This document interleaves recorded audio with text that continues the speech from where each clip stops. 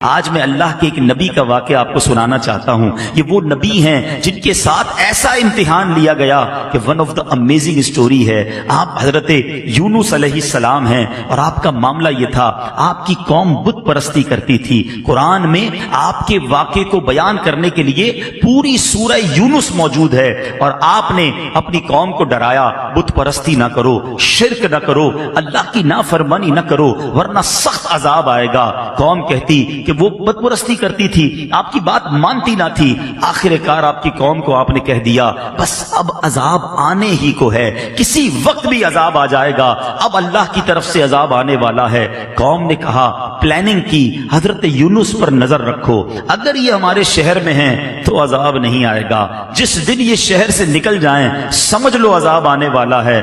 کمال کا عقیدہ تھا, بتوں کو پوچھتے تھے مگر دل میں یہ بھی جانتے تھے یہ اللہ کے نبی شہر میں رہیں گے, اللہ عذاب نہیں بھیجے گا. بہرحال آپ ایک رات تشریف لے گئے, قوم کو پتہ چل گیا, بادل بھی آ گئے, کالی بدلیاں بھی آ گئیں, عذاب کے جو آثار تھے وہ نمودار ہو گئے. اب قوم نے کیا کیا, ساری قوم میدان میں جمع ہوئی ننگے سر. اب اللہ کی بارگاہ میں رونے لگے, جس پر ظلم کیا تھا اس سے معافی مانگنے لگے. اب جس کا قرضہ دینا تھا اس کے قرضے لوٹا دیے. بچے, بوڑھے, عورتیں روتے روتے اللہ کی بارگاہ میں دعا کرنے لگے, یا اللہ اب معاف کر دے, عذاب نہ بھیجیو, بت پرستی سے توبہ کرتے ہیں, حضرت یونس پر ایمان لے آئیں گے, اے اللہ اس بار عذاب کو ٹال دے. اتنا گڑگڑائی قوم, اتنا گڑگڑائی قوم کہ سبحان اللہ وہ آتا عذاب واپس چلا گیا.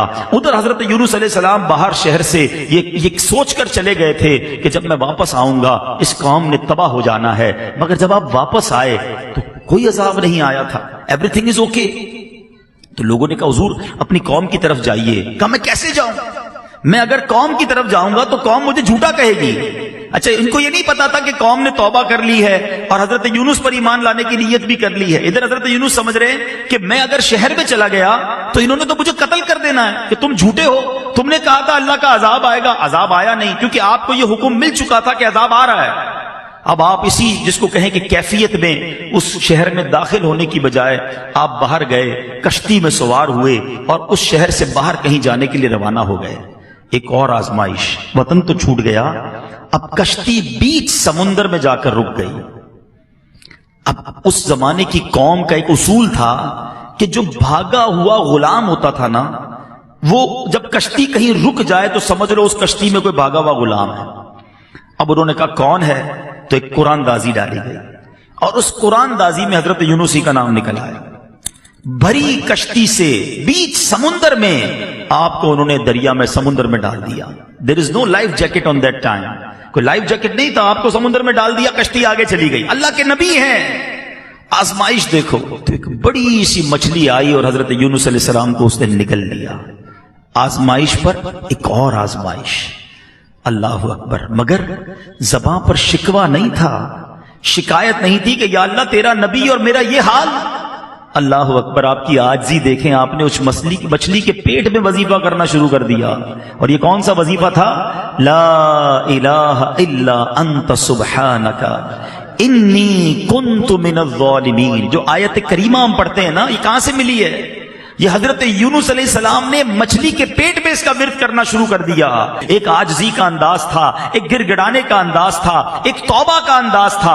آپ پڑھتے رہے, مچھلی کے پیٹ میں رہے, کئی دن مچھلی کے پیٹ میں رہے. اس مچھلی نے آ کر کنارے پر آپ کو اگل دیا. اب جب آپ کنارے پر آئے, کمزور ہو چکے تھے, جلد بھی آپ کی بالکل نرم ہو چکی تھی, کھڑے ہونے کی بھی ہمت نہ تھی. اللہ کی شان دیکھیں, اللہ نے وہاں ایک کدو کی جو بیل تھی, ایک چھوٹا سا پودا آپ کے قریب اگ گیا, اسی سے آپ کو خوراک ملی, انرجی ملی, صحت ملی. اور کچھ دنوں کے بعد جب اپنے شہر آپ واپس آئے تو لوگوں نے آپ کو بڑی عزت کے ساتھ ویلکم کیا, آپ پر ایمان لائے اور ہنسی خوشی وہ زندگی گزارنے لگے. میرے میٹھے اسلامی بھائیوں, میں نے یہ واقعہ آج کیوں بیان کیا؟ There are two reason. پہلا ریزن تو یہ ہے کہ قرآن سے محبت بڑھے, لوگ تلاوت قرآن کریں, سمجھیں کہ اللہ نے کیسے کیسے واقعات. آج اپنے بچوں کو بٹھا کر لوگ پتہ نہیں سنڈریلا اور امبریلا کی سٹوریاں سنا رہے ہوتے ہیں. ارے بچوں کو قرآن کے واقعات سناؤ, بچوں کو نبیوں کی باتیں بتاؤ. پچھلی قوموں پر جو عذاب نازل ہوئے اس کو بیان کرنے کا قرآن میں ایک مقصد علماء نے یہ بھی بیان کیا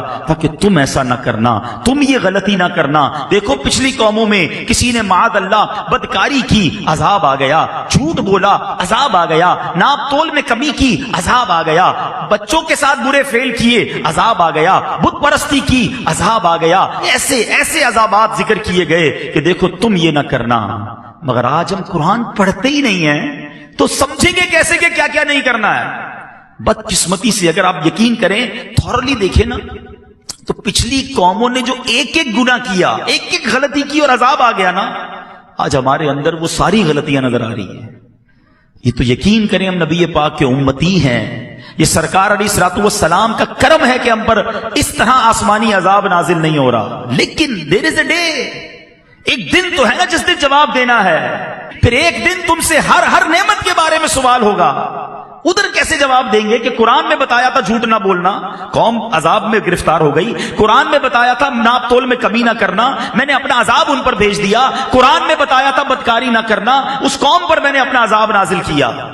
پڑھتے تو جواب دیں گے نا، تو پلیز یوں نہ کرو، قرآن سے دوستی کیجیے، قرآن کو تھام لیجیے، قرآن پر عمل کیجیے، یقین کریں لائف بہترین ہو جائے گی۔ اور اب دوسری بات جو اس واقعے سے سننی ہے کہ حضرت یونس علیہ السلام کے اس واقعے سے سیکھنا کیا ملا؟ صبر۔ کیسا صبر تھا! آپ سوچیں، اللہ کے نبی ہیں، وطن چھوٹا، کشتی سے پانی میں ڈال دیا گیا اور مچھلی نے پیٹ میں نگل لیا، ان تمام باتوں کے باوجود زباں پر شکوہ نہیں تھا۔ مگر آج چھوٹی چھوٹی تکلیف پر، چھوٹی چھوٹی آزمائش پر زبان پر شکوے ہیں، شکایتیں ہیں۔ ہمارے ایک بہت اچھے دوست ہیں، ان کے والد صاحب کو جب فالج کا اٹیک ہوا، میں ان سے ملنے گیا، فالج کے اٹیک سے وہ ٹھیک ہو گئے، باتیں بھی کر رہے تھے، اللہ نے کرم کیا، مگر ایک پرابلم باقی رہ گیا۔ وہ پرابلم کیا تھا کہ ان کے منہ میں، یعنی اب ایک بات سمجھیے گا کہ ان کے منہ میں، اب جیسے یہ گلاس ہے نا، یا کوئی بھی نوالا یا پانی کا گھونٹ ہم پیتے ہیں، دیکھیں میں اور آپ جب نگلتے ہیں نا، ہم جب یہ کرتے ہیں تو یہ نوالا یا گھونٹ اندر جاتا ہے۔ آپ زبان پر نوالا رکھ دیں یا گھونٹ رکھ دیں، وہ خود اندر نہیں جائے گا، ہمیں ایک ایکشن کرنا پڑے گا جس سے وہ حلق کے اندر اترے گا۔ ان صاحب کو بیماری یہ ہو گئی کہ سارا جسم ٹھیک ہو گیا، جو فالج ہوا تھا دماغ میں اس کا ایک حصہ ڈیمیج ہوا، اور یہ دماغ کا وہ حصہ تھا جو انسان کے اس ایکشن کا آرڈر دیتا تھا کہ انسان حلق سے نوالا اتار لے۔ وہ کہتے سب ٹھیک ہے، دیکھیں عبدالحبیب بھائی آپ کے سامنے باتیں بھی کر رہے ہیں، مگر منہ میں نوالا رکھ دیں تو نوالا نگل نہیں سکتے۔ میں نے کہا اس کا علاج کیا ہے؟ کہتے ڈاکٹر، بڑے بڑے ڈاکٹرز کو دکھا، میں نے بتایا نا بہت بڑے، اللہ نے بڑا نوازا ان کو۔ کہتے ڈاکٹر کہتے ہیں کوئی علاج نہیں ہے، انتظار علاج ہے۔ اللہ کی شان ہے کہ دماغ جو ہے نا، یہ خود تھوڑے عرصے بعد ایک اور پارٹ آف دا برین کو آرڈر دے گا کہ اب تم یہ کام کرنا شروع کر دو، پھر وہ یہ کام شروع کرے گا تو ان کا نوالا اترنا شروع ہو جائے گا۔ 15-20 دن مہینہ گزرا، میں نے پوچھا اب ابو کی طبیعت کیسی ہے؟ کہہ رہے ابو بالکل ٹھیک ہو گئے، نوالا اترنا شروع ہو گیا ہے۔